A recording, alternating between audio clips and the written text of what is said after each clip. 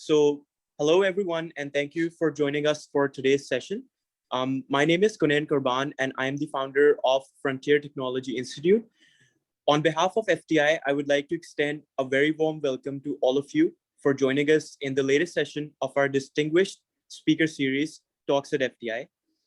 I'm glad to announce the speaker for today, Mr. Tim Wilson, who's currently serving as the Senior Analytics Director at Search Discovery. In his presentation today, Tim will explain the attribution problem, the various approaches analysts have taken to solving it, and the trade-offs and opportunities therein. So I hope that you're ready with your questions. And so without any further ado, I would request Mr. Wilson to kindly take over from here. All right, thank you. Thank you, Conan, for the invitation. And I'm excited to speak with everyone today. Good afternoon, good morning, good early morning. I know there are a couple of people who are, or at least one person who is even earlier than I am. So we're going to talk about digital marketing and attribution, and we'll hopefully kind of cover a range of topics in a fairly efficient and effective time, and maybe help you think a little bit differently about some aspects of analytics and attribution. As a quick kind of additional background on me, kind of relevant to today's talk, I've kind of started the analytics side of my career about 2 decades ago, and a lot of my career has been in kind of the digital analytics space. So Google Analytics, Adobe Analytics. When I started, it was NetGenesis and Web Trends. One of those is no longer around, and the other is rarely heard of these days. I've been both kind of client side or in-house. I've also been in agencies. And even when I've been in agencies, a lot of times what I'm doing is much more kind of consultative. So really for the last 8 years or so, I've almost been exclusively kind of doing some form of consulting. It's 2021, which means I have a podcast, because who doesn't have a podcast in 2021, especially being a dude. But I co-host it with a gentleman named Michael Helbling from Atlanta here in the States, and then with a lady named Mo Kiss, who's in Australia. And then for the last 3 years, I've been at a company called Search Discovery in our analytics practice. If you're at all curious about that headshot, only recently my oldest son introduced me to deepdreamgenerator.com. So this is my headshot combined with Van Gogh's Starry Night and how a neural network did some dreaming about it. So it is a somewhat addictive and fascinating site that does fun things with images. And that's if you get distracted and want to go check out something that's just fun and not germane to this topic, that is a good way to kill some time. So as I said, I'm at Search Discovery. Just as a quick background on what we are kind of a hybrid agency consultancy that we believe every business is a data business. That's not a particularly controversial thing to say these days. Organizations that are using data more effectively are finding and sustaining competitive advantages on many fronts. So what we do is help organizations use data more effectively. And we do that through a range of different, it's not just, what's the tool that needs to be implemented. There's a whole bunch that goes into using data effectively. Everything from having like a solid data strategy and roadmap, all the way through actually doing data science projects with the data, or analytics, working with the data, and kind of everything in between, data engineering, getting a BI platform implemented. So we kind of work, even though we're only like 130 people, we actually have a pretty broad set of skills. We're grounded in sort of the marketing world. That's our history. That's kind of where we came from. But as the world of business is getting more and more, all data is digital at this point. So a lot of the work we do actually spans across the entire enterprises. I would say still a lot of times our entry is in through marketing, although not always, but then a lot of times we wind up working with many other areas in the organization. And then to prove that I am at an agency or a consultancy, I have the obligatory logo slide. So these are some of the brands that we work with. Several of these are ones that I work with pretty actively personally. And all of these brands, every single one on here, and pretty much every brand today is struggling to answer a question that's been around and has been articulated for 100 years at this point. For anyone who has been in marketing for more than about 12 minutes, somebody has come up and proudly quoted this guy, John Wanamaker. He was a businessman, had kind of an interesting career around the turn of the century, the 20th century, founded a department store in Philadelphia, and very famously gets quoted all the time as saying, half the money I spend on advertising is wasted. The trouble is I don't know which half. And that is the subject of today's talk. It is the attribution problem. How do I actually know? I know that I need to spend money on advertising. I know that it's helping drive my business. At a macro level, I can see that's happening, but how do I actually figure out which of the dollars that I'm spending are actually working and at what level and which ones are not, and I can reinvest them? So to put a little bit of a finer point on it, we can call it multi-touch attribution. And defining that, it's the attempt to just accurately assign value to each channel or campaign or each tactic that we're advertising with, that we're using, each one that a customer interacts with, and how that actually contributes value to the organization at the end of the day. So we have kind of wrung our hands and gnashed our teeth about this for a very, very long time. And about a couple of decades ago, 15, 20 years ago, digital entered the scene and the world of digital marketing came on. And it wasn't that the world of digital marketing came on. What happened is digital experiences came on, and we, over time, or we started seeing more and more consumers, and we all know this, that spending more times on our computers, on our laptops, on our phones, on our tablets. And with consumers spending more time there, where do advertisers want to advertise? They want to advertise where their consumers are. So it's a perfect union of opportunity that advertisers could then spend in digital channels.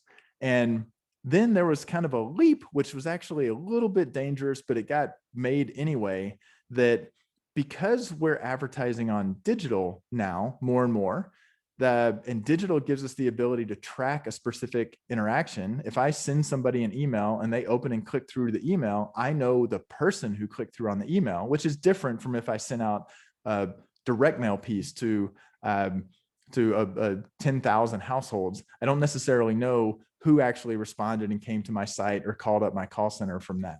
In digital, I know who viewed, or I think I know who viewed my banner ad, or who clicked through on a banner ad, or who clicked through on a Google ads. So this idea was, or the thinking was, now that I have all of that much, much richer set of data than I had when I was just dealing with newspaper and TV and radio, now I can finally, as a marketer, solve the attribution problem. And we'll talk about how there was a little bit of a leap and a little bit of a fallacy in that. Certainly more data is better. This is great. It is great that we have this data and there are amazing things we can do with it, but it doesn't mean that we just automatically have the ability to solve the attribution problem. So we're going to talk about 4 different approaches to multi-touch attribution, marketing attribution. And we're going to start with these 2, heuristic modeling and algorithmic modeling, because that's really where, when digital kind of exploded onto the scene and marketers started trying to solve the attribution problem, that is where they went. They went to this world of what's called heuristic modeling, which sounds a lot fancier than it really is. So we're going to use these 3 examples, or it's one example, a very, very simple example, to just describe what we mean when we say heuristic or algorithmic attribution. And so we're going to take this super, super simplified view that we've got just 3 customers who 3 customers who purchased, and there were some other customers who saw our marketing who didn't purchase, but they all followed different paths when it comes to, if we just plot how they interacted with our brand and with our marketing. If we take that middle one, because it's kind of middle of the road, and this would be saying that, okay, that person maybe saw one of our banner ads or display advertising. They didn't click through on it, but we at least got what's called an impression. They were exposed to our message. They didn't do anything with it, but maybe 2 or 3 days later or a week later, they did a search for shoes, for running shoes, and one of our pages came up in the Google search results, not in a paid area, just in kind of the normal organic area. They clicked through on it and they bought a pair of shoes for $300. It's an expensive pair of shoes. That would be kind of what that is representing. The top example is much, much more involved, but saying we had multiple interactions we were able to track and before an actual purchase occurred. And the bottom one is much, much more simple.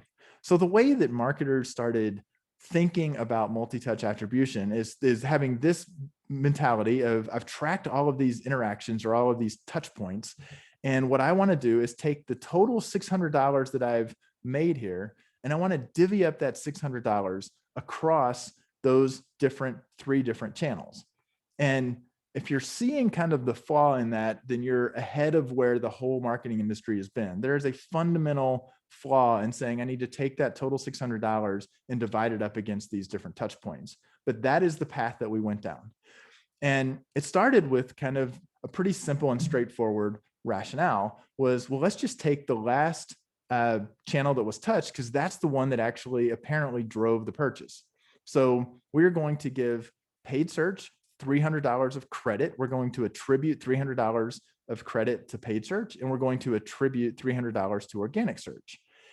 And we went down this path for a lot of reasons. It was easy to understand. It was easy to rationalize. It was pretty easy to implement.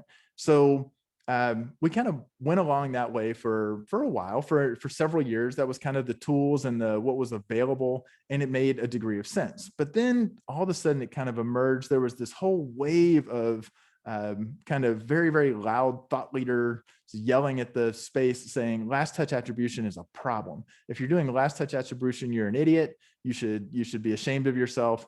It's so naive. It's just too simple. Because there were a lot of publications in various pretty prominent places. I mean, everybody, you could not turn around without somebody telling you why last touch or last click attribution was a problem. And the fact is they weren't wrong. There was a problem with it. And this is the path that heuristic attribution followed, was identify a problem, articulate the problem, and then come up with a solve for the problem. And it kind of just had to let us deeper and deeper into the weeds. But the problem that was articulated was, wait a minute, you're not giving, in this case, in this simple scenario, you're not giving my banner ads, my display advertising, any credit. And if we had not gotten our brand's name out in front of these customers, they never would have had an opportunity to convert later. So you can't say that they didn't add value. Those are just what's called upper funnel or awareness driving or branding efforts. And we have to give those credit as well. So, okay, well, how do we solve that? And there was somebody would make the case of saying, well, really, that's the way we should think about attribution. We should just give credit to whoever brought the consumer into our fold in the first place, which logically made some sense. Now we're ignoring the fact that this is just the first that we've detected an interaction with the consumer that actually bought. It's kind of ignoring the fact that they may have been aware of us because they changed computers or changed phones and they were already aware of us, or we're just an established brand and everybody knew about us. But that's okay. We're counting it as the first time we touch them. That's the first that they entered our universe. So in that case, completely changes the attribution. Now display is getting $400 of credit where they were only getting $0 to start with. Well, that doesn't seem quite right either, because it's great that you expose them to the brand, but you didn't actually drive them along the purchase journey. You didn't actually get them to convert. So you didn't actually deliver value. So that doesn't seem right either. So again, the way that this happened is just marching towards, well, what would be the right way to do it? And if you're picking up that this was really just people having opinions of what might be more fair, let's go the most egalitarian approach. We can choose a linear attribution, and linear, first touch, last touch. These are all these so-called heuristic attribution models. And it's just an organization deciding how they want to assign credit. And they would say, let's just spread it out. Let's give all the touch points that we tracked equal credit. So in that top case, we'd split up our $100, $25 each to each individual channel. Now, this got kind of critiqued of saying that I get that every channel should get some credit, but didn't the channel that actually drove the final conversion, that last one, shouldn't that get more credit? Somebody would argue that. And it's like, oh, what we should do is come up with a model where the farther back in time, you still get some credit, but not as much credit. So the more recent, the closer to the purchase it is, the more credit it got. It starts to get a little trickier. Logically, it makes sense. People nod their heads and say, yes, we should do this so-called time decay attribution. And that kind of spins on and on and on. There's J-curve, there's inverse J-curve. You can dream up a countless number of models, and then you're just rationalizing why that's how you want to assign value. And as that kind of spiraled for a while, eventually people started saying, wait a minute, this is all subjective. We're just going with somebody's opinion of how they want to solve the attribution problem. And that just doesn't seem right. Don't we have machine learning? Don't we have statistics? Can't we rely on the machines to be more objective and actually truly assign value? And that's where this idea of algorithmic attribution came in. Now, I want to be clear, it is still using the exact same data set. It's still based on this premise that I need to track every individual user's touch point. And then I want to take each of those touches and feed them into a model. And there are various algorithmic approaches. So you still have to choose a model. You can choose Markov chains or Shapley value. And even if you choose Markov chains, there are some decisions you have to make as to how you implement it. But it started to feel like it was more objective. And the problem with that is, great, now you've built a black box that none of the business users actually understand, which means when you run stuff through your algorithmic attribution and everybody nods their head up front saying, oh, that's going to be great because that's going to give us the truth because it's going to be objective. And then you spit it out, the results, and it turns out some channel is actually valued lower than the person who owns that channel believes that it should be. So they come back and say, I know I agreed to this, but can you explain to me how you're exactly, this just doesn't feel right. Rationally, this can't be right. And when you try to explain and pull them in and explain Markov chains, they say, okay, that's all hocus pocus. That's black magic. I don't buy into that. And so then you wind up with no one actually trusting the algorithm attribution.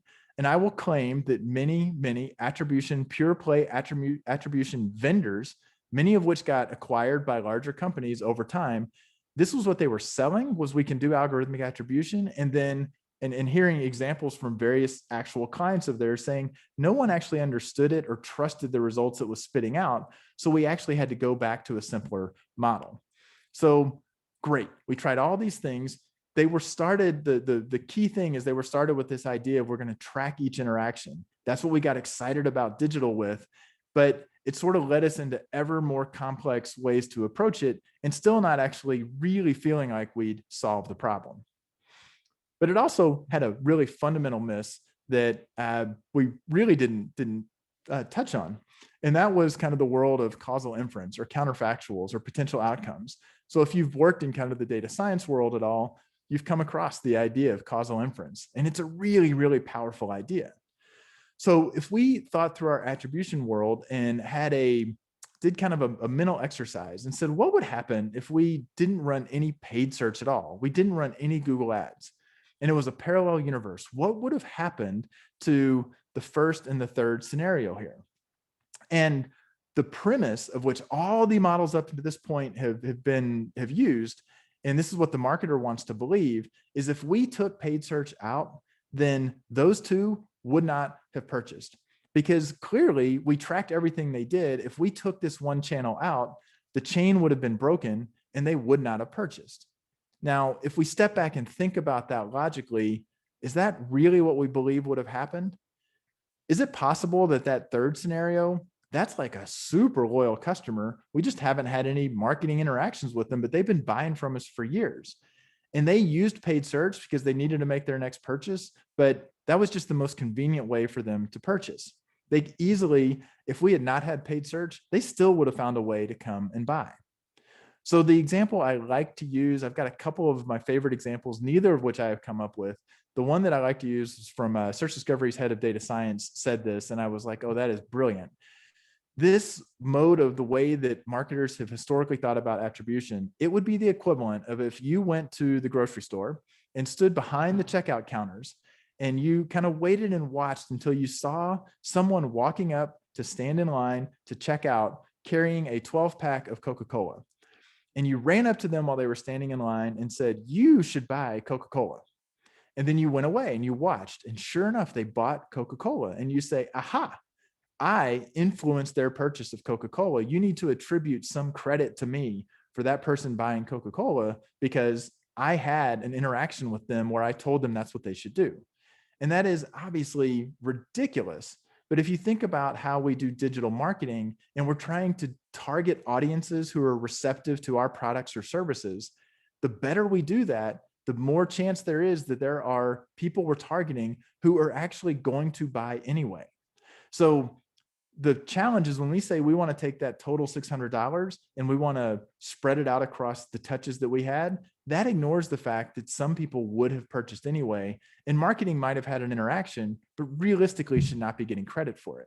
And when you talk to data scientists who are kind of or knowledgeable data scientists, but new to marketing, they actually look at the world of heuristic and algorithmic models and say, this is one of the silliest things I've ever heard. You're ignoring the counterfactuals. And they're totally right. So sad face, this is how we've been running in marketing for years. And it actually doesn't mean, I'm not saying we never want to do this. We just need to recognize that we're not really getting it at attribution. And that's maybe is not the path we want to follow if we really want to have a causal link between the dollars we spent and the results that we saw. Still good to know how many people are interacting with marketing, even good to know how many are kind of interacting at different points in their journey, but it's not necessarily solving the attribution problem.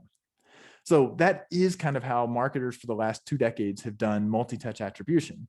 It's actually considered a bottom-up approach in that we're looking at that raw data or trying to look at each individual user's touch. And by the way, it is getting harder and harder because of privacy technology and privacy regulations, the way browsers are changing. It is getting harder and harder to reliably even see and link together each of those touches with consumers. So that's a whole other world that's making it harder to go this route anyway. But as we've just covered, it kind of has some pretty fundamental flaws in the way that it's thought about in the first place.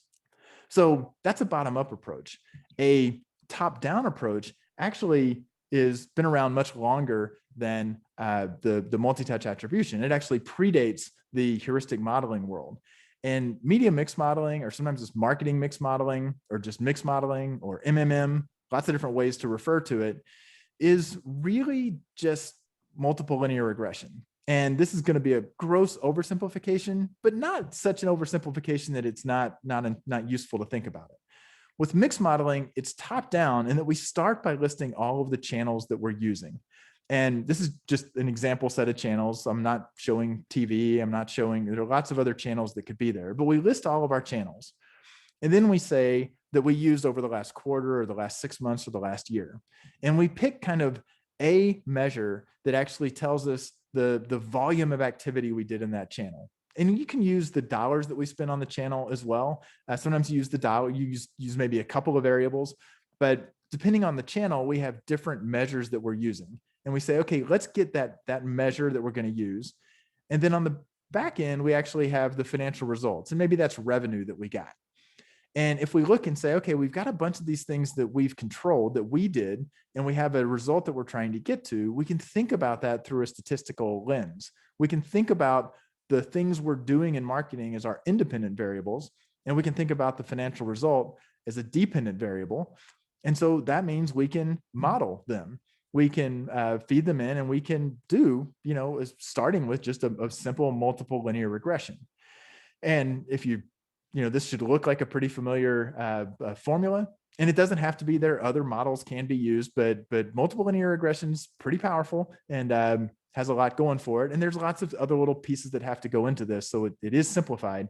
But if you look at this and you basically get this formula, how do we interpret the result of a linear regression?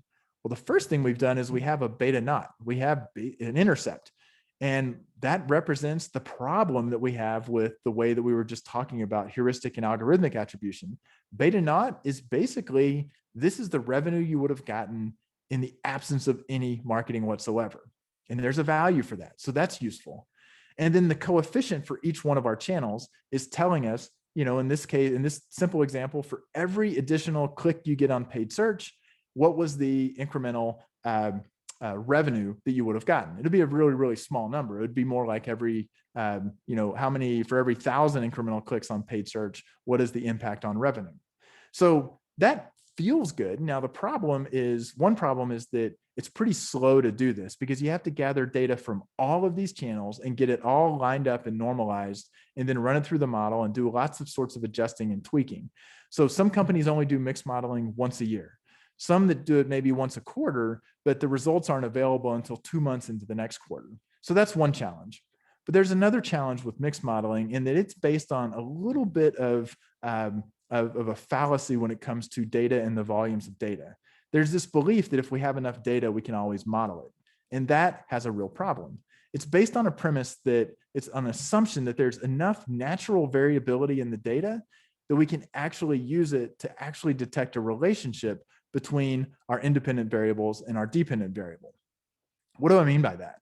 Well, I'm going to use a simple example that's a little bit down a little bit of a side path, but this was real. It happened to me probably 10 years ago at this point. A brand, very large brand, was starting to do stuff on Facebook. They weren't actually advertising. They had enough of a following. They were just posting kind of organic social. They were doing posts. And they came to me and they said, hey, we've been posting now for like a year. Can you look at our data and tell us when the best times for us to post on Facebook? What days of the week and what times of the day? We think we've been very rigid and structured. We need some input on when we should be posting to drive the highest engagement with our content. And I said, sure, what data do you have? What am I working with here? And they said, well, that's kind of the issue is, well, we want you to help us figure out how to change. We've been posting for the last year, every Tuesday and every Thursday at 10 a.m. in the morning. Now, if you think about that, if they want me to tell them when the best time to post is, but the only data I have is for Tuesdays and Thursdays at 10 a.m., I don't have enough variability in the data to actually help them. So I had to say, you're going to have to kind of just randomly, I can help guide, make it a little less random, but we're going to have to vary when you're posting in order for me to measure actually what is working most effectively. And when I pointed it out, they said, oh, yeah, I guess that makes sense. I have no data about Wednesday at 2 p.m., so I can't make any claims or inferences about what Wednesday at 2 p.m. would actually do for you. And that's the issue with with mixed modeling, that if you're an organization that's spending at a fairly constant rate, there's no variability. You'll still get results from your model. They'll just be kind of garbage. And the model will say, I'm kind of garbage, even though I've given you a coefficient. Or even if it's not a constant spend, if it's an organization that says, oh, our peak is during the back to school season. So we up our spend on every one of those channels during back to school. And oh, by the way, there'd be a natural increase in demand for our products at back to school as well. Well, that's not helpful either. And that's what often happens is, well, we have all this data. What do you mean you can't do something with it? And we have to say, well, really, we need variation in the data, variation in what was done in order to get to actually be able to build a model that actually has a degree of statistical confidence in it. So if we intentionally, and I've never had an organization that says, oh, I totally get that. I'm totally on board with just kind of varying my spend. And one of the reasons they wouldn't is they would say, well, wait a minute, you want me just to randomly vary my spend for a rent? That feels chaotic, and it feels inefficient, and it feels like I'm not going to be spending where I believe my dollars are getting the most near-term impact. And they're not wrong, but they're also not entirely right. If we think about it, instead of just varying at random and saying, you know what we want to do is kind of design the collection of data. This is an idea of the cost of data. If we vary our spend with some degree of intentionality, then we can actually build a model that's going to be more useful. A lot of times the idea of the cost of data is thought of the cost of like collecting the data, like implementing the tools to collect the data, or implementing the storage to actually store the data, or the tools to access the data. And that is a cost of data. But there's another cost of data or an investment in data where you can say, I'm going to spend differently so that it may be suboptimal in the near term, but it's actually gathering data that I can actually then use in a more productive way. I can actually use it more effectively for regression. But that's interesting. If we start thinking about varying the spend and thinking of this as an experiment, then that's actually starting to move us from the world of mixed modeling to controlled experimentation or randomized controlled trials. And that really is kind of the gold standard here, because randomization, a randomized controlled trial, is kind of the gold standard when it comes to causal inference or causation. If I want to know what $1 spent in a specific channel actually resulted in, an RCT is kind of the way to most effectively actually get at that. So what's controlled experimentation? Randomized controlled trial, it's a type of scientific experiment. It's been around in the political science and economics for years and years and years. It hasn't been talked about in marketing all that much, except in one very specific area that we'll talk about here. But what we're trying to do is reduce kind of bias in our data so that we can actually test the effectiveness of a new treatment. So it works by, we randomly allocate subjects to 2 or more groups, we treat them differently, and then we compare them, the measured result, and we say, okay, because we controlled this experiment and we randomly assign subjects, we can actually draw meaningful inferences from the impact. And marketing has actually been doing this in one area. It's becoming increasingly common, this idea of A/B testing, or this technique. And A/B testing is just Say on my website, I have a page, maybe it's a landing page that a campaign sends to, and I have one version of the page and I have another version of the page, and I want to know which version works better. And because it's digital, when every visitor comes to the site, I can basically flip a coin and say, you're going to see heads, you're going to see variation A, tails, you're going to see variation B.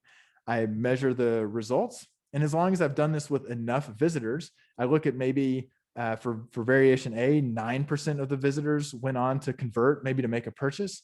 In variation B, 12% went on to convert or make a purchase. And I can say, well, with strong confidence, I can say that B actually performed better than A. And again, there's a little more detail involved in making sure that we're not over-interpreting those results, but it's a pretty simple idea. So how does that apply to attribution? Well, in attribution, if we make our questions more focused and say, what is the value of, for instance, paid search? If I could design an experience where half of my potential customers I exposed to paid search and half of them I did not, then I could do the exact same thing. And I can't do it in the same way, although if you spend enough with Google, you kind of can do it this way. But say it was display advertising or connected TV or radio or even broadcast TV, you actually can do this. And you can do it geographically. So you'd say, you know what, for certain geographies, I'm going to run paid search. In certain geographies, I'm not going to run paid search. Now, I want to design it well enough. And you don't have to do blocking, but blocking is kind of a basic technique where you'd say, I want to make sure that if I could take find that geography A and geography E are similar maybe in size, similar in how much those geographies have purchased from us in the past, similar across a few characteristics, then I want to line up, say I've got A and I've got E, and I want to flip a coin just between A and E and decide if A is going to be exposed or not exposed. That's the idea of block randomization. And it lets us get actually kind of tighter results with less data collection. But if I could do that kind of coin flipping, then I look at, for the geographies that were exposed to paid search, what was the total revenue I got? For the geographies that weren't, what was the revenue I got? The assumption is that all my other channels, everything else that was going on was basically the same between these different ones. So that means the only real difference, whether they're exposed to paid search or not. And I can actually say, okay, the mean effect of paid search based on my investment was $15,000 incremental revenue from paid search. So I'm actually starting to really get to true causation. So this is an example. We did this test it was in the US with a large pharma company around connected TV. And we have DMAs in the US, which are kind of these regions that we can market to. And so basically we ran the media in a third of the DMAs for 1 month, a third in a different DMAs for the next month, and a third of other ones for the next month. Now, sometimes marketers will say, well, wait a minute, I can't have marketing turned off for that channel for 2/3 of the time in this case. And you don't have to. There are other techniques. You can use a stepped wedge design where instead of saying off or on, you say low, medium, and high. But you still design those levels with intentionality to actually vary what it is you're going to, how you're going to run it, so that you can then get to, and even get to kind of a response curve and start to say what appears to be kind of the optimal level of spend for this channel that we should run. So that's controlled experimentation. We have now covered, it's kind of the gold standard of all of this, but hopefully now you have a good understanding of the different ways that the attribution problem can be approached. There are trade-offs. We go from ones that are relatively simple and easy to understand, but if we actually think a little more deeply about them, the quality of the results maybe isn't that great. It doesn't mean don't do them. It may be all that's available. It may be a great starting point. Getting all the way up to controlled experimentation, I'll just call out that mixed modeling, kind of the quality really runs the gamut. Because if you're only spending on a few channels, and if those channels do happen to have high variation, you may actually get a high quality of results from that. More often than not, I see that as being a very expensive and hard to actually implement. And then the quality of the results aren't nearly as useful as the hope was going into them. So with that, I know we have about 10 minutes left, but that concludes my formal presentation, but we've got, looks like about 10 minutes for questions.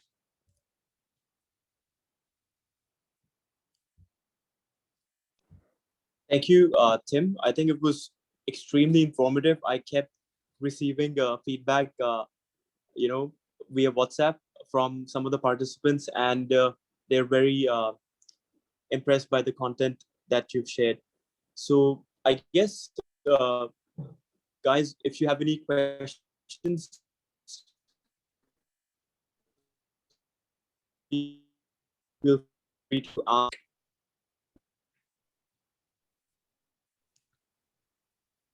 Oh, you were just cutting out a little bit for me, which has me nervous that the wind that I'm hearing whipping in the background might be causing an issue. Am I still on? Yes, you're still on. Okay, cool. You're still on. Okay, perfect.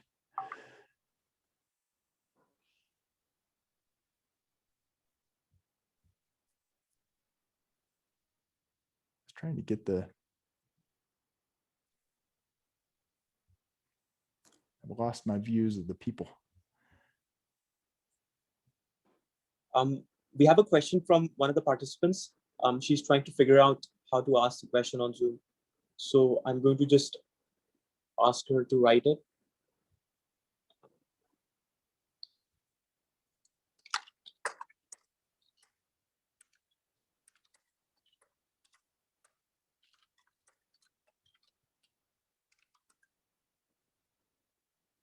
Right. So while she's working on that, we did receive a bunch of questions from the registered people, who majority of whom failed to show up today. Oh well. But I think I'll still ask their questions on their behalf, because because eventually, since it's a recorded session, they will eventually look at it.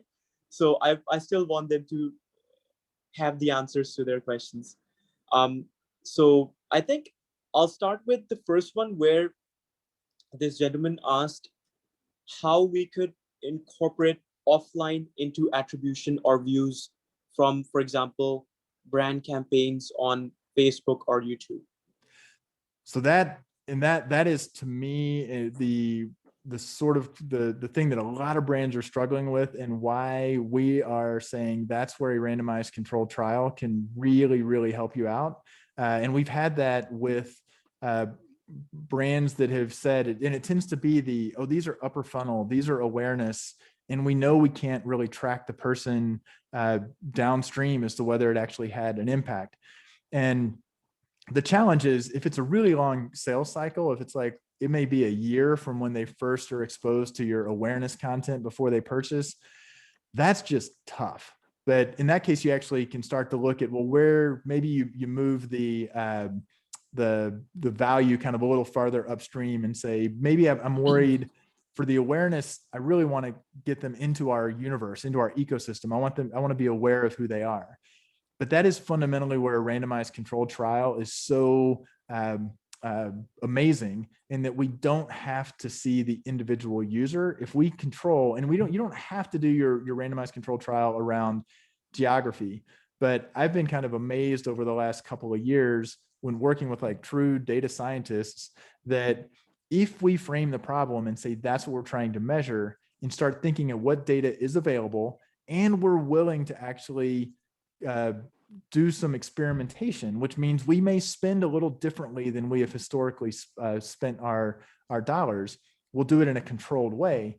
An RCT can absolutely get you to results on actually seeing what is the value of those more upstream branding spend, because you just control where you're spending, and then you look at the outcomes for those areas, and the exposed versus not exposed, or the exposed at a low level versus the exposed at a high level. So to me, that's like, an RCT is the only way to actually do that in a meaningful way.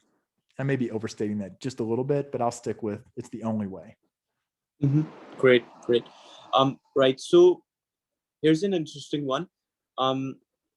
So this lady is asking, so for startups and small and medium scale enterprises, for example, they do not have a stipulated budget, but business development and growth is a KPI for their first quarter. So she wants to ask, how can they engage, or how can they gauge where to tap to increase attribution and engagement so that business subsequently increases. And she's asking because a lot of the SMEs or startups do not have data scientists on their roster, but they do have digital marketeers.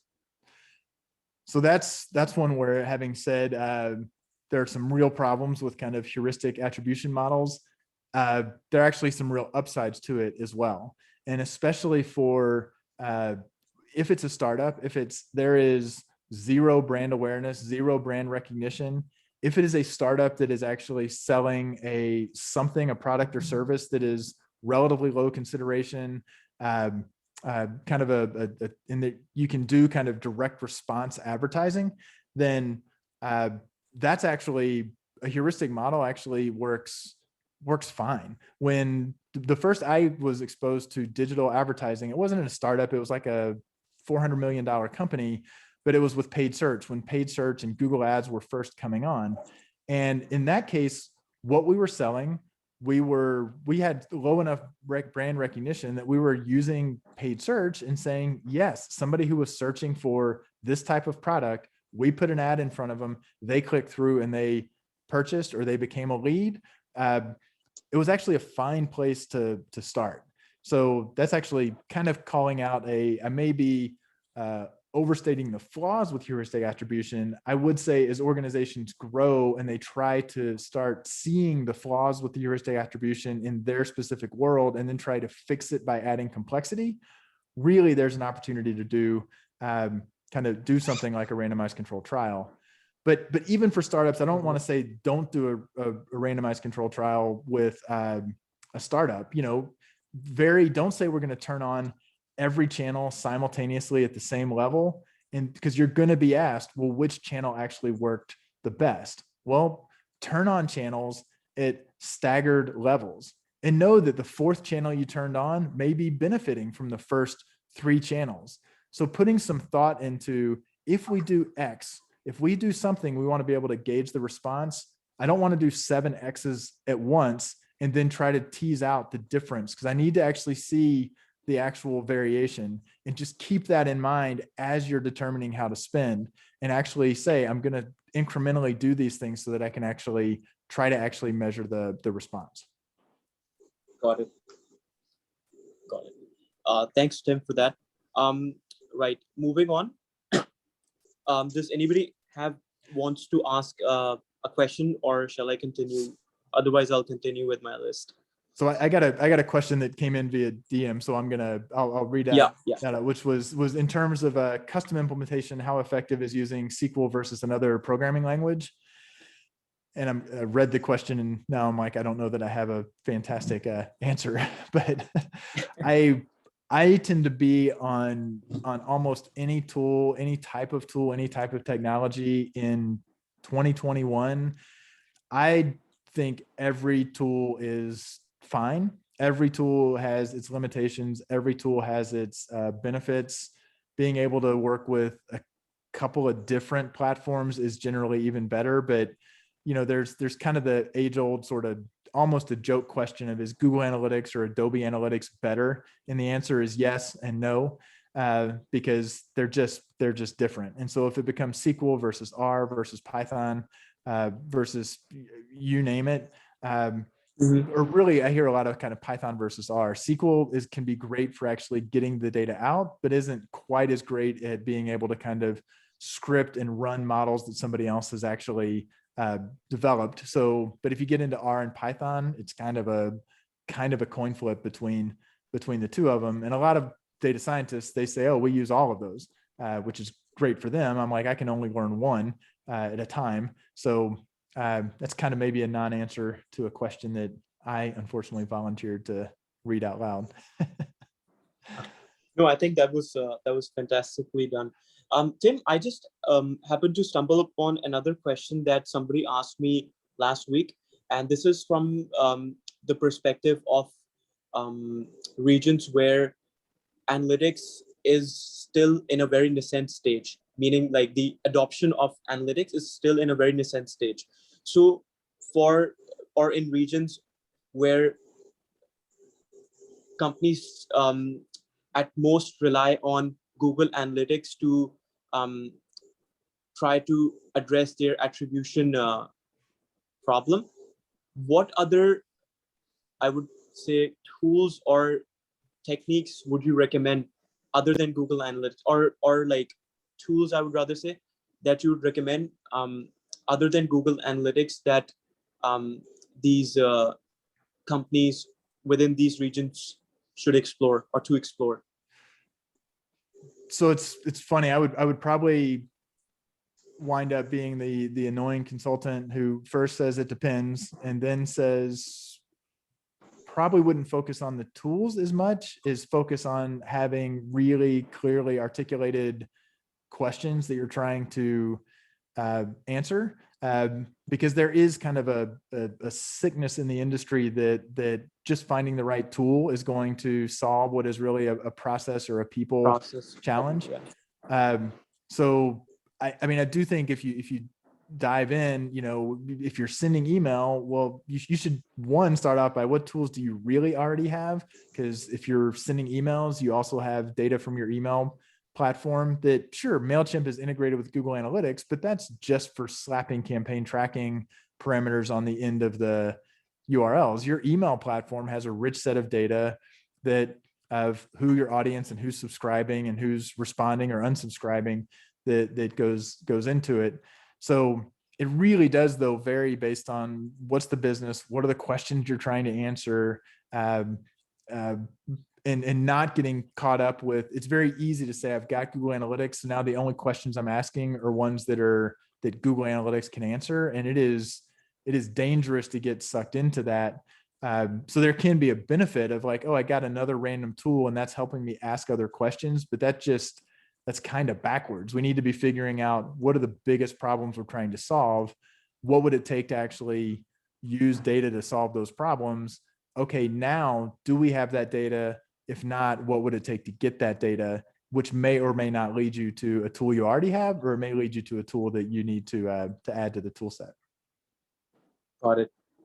So it's mostly like based on knowledge of the problem that they're facing, and then try to diagnose how to or what should be used in order to solve it, rather than just relying completely on tools. Yes.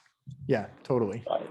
And it's a lot cheaper to try to ask. I mean, it's harder, but cheaper to kind of sit and think. What are the problems that really, what are the questions that if I could answer this question, I know that it would actually help me make a decision and take an action that is different than I would have taken otherwise, as opposed to, what questions can I answer? It's like, you're jumping to answering questions before you figured out if you're asking the right questions.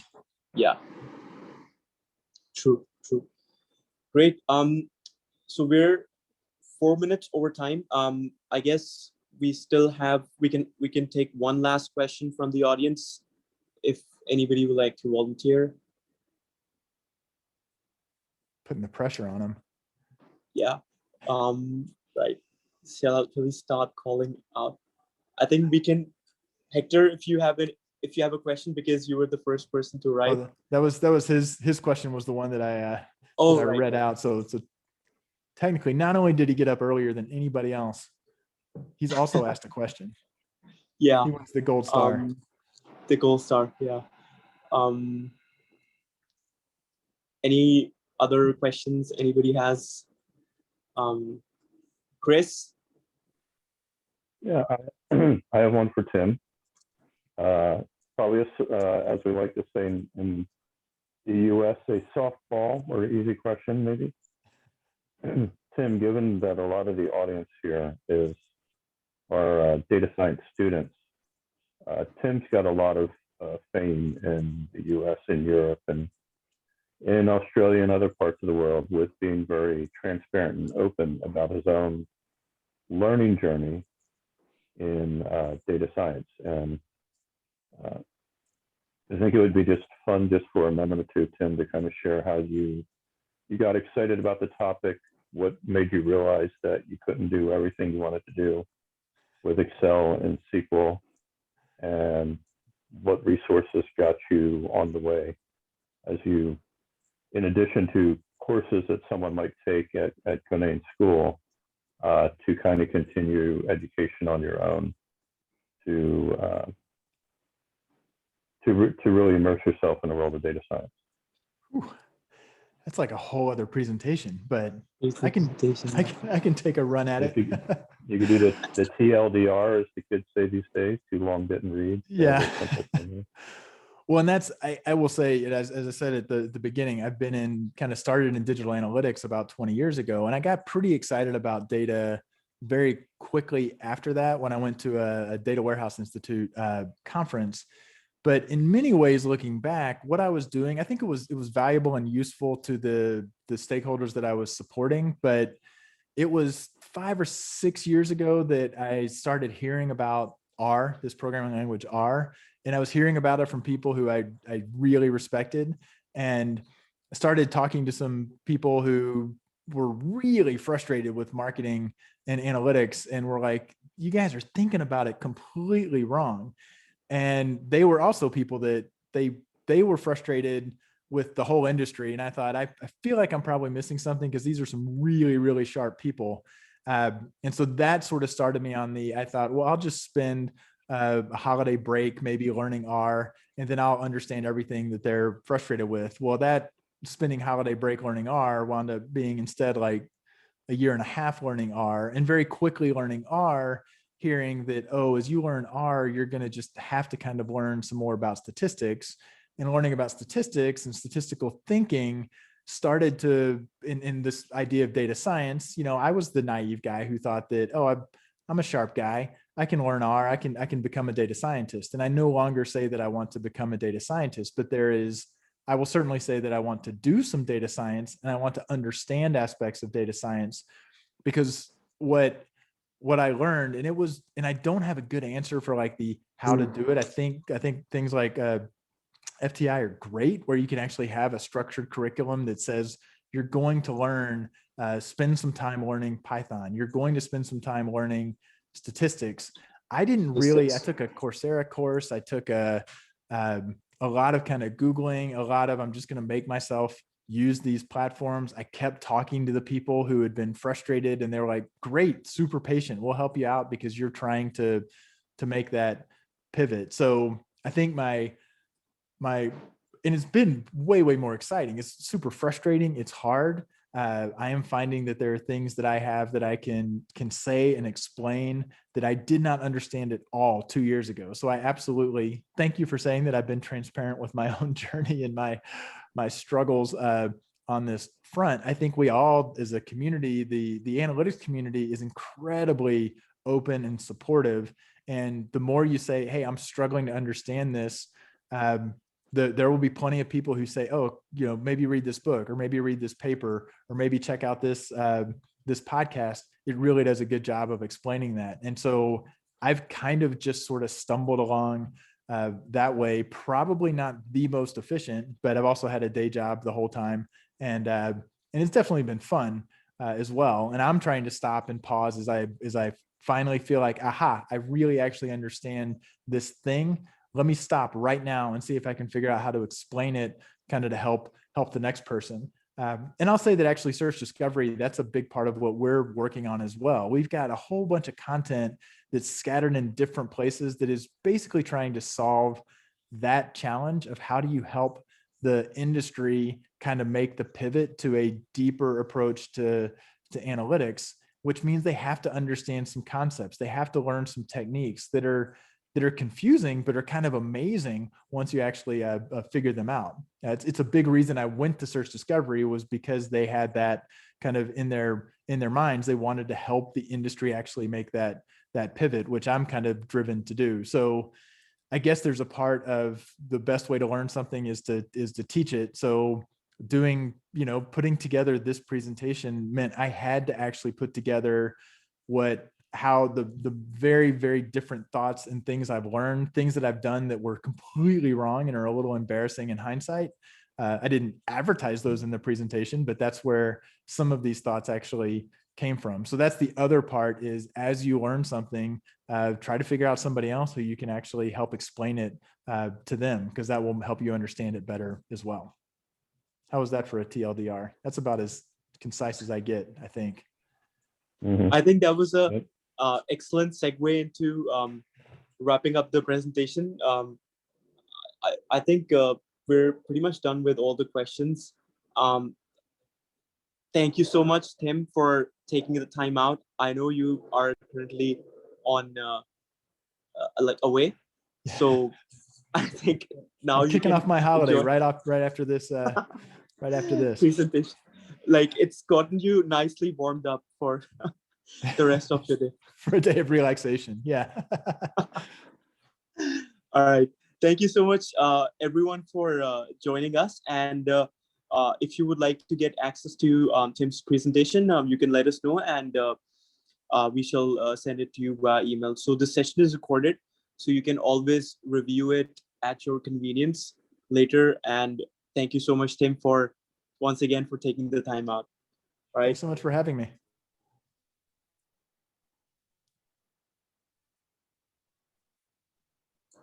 Take care. Have a nice day.